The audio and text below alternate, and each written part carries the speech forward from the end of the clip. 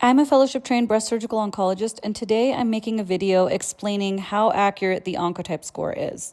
For those of you who don't know, the Oncotype score is a score to determine a patient's risk of the cancer coming back somewhere else in the body for a breast cancer that is estrogen and progesterone receptor positive. On this sample report, you can see that the score is 16, which is low, and this patient has a 6% distant recurrence risk, meaning they have a 6% chance the cancer could come back somewhere else in the body, like the liver or the lungs, as long as they are able to take 5 years of a hormone-blocking pill. You can see that the absolute chemo benefit is only 2.7%, so my guess is that the medical oncologist and the patient probably decided not to pursue chemotherapy in this case.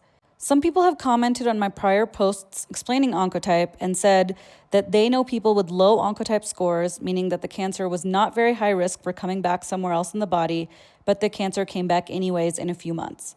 There may be a few reasons this happens. First, inadequate surgical treatment.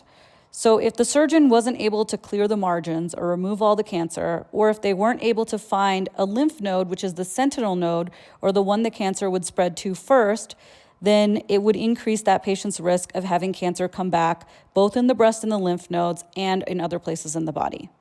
Second, some patients are not able to get radiation or don't want to get radiation. And usually after a lumpectomy, radiation is recommended, and not getting it does increase the risk that the cancer could come back. Third, not everyone is able to take a hormone-blocking pill for 5 years. Some people have very serious side effects.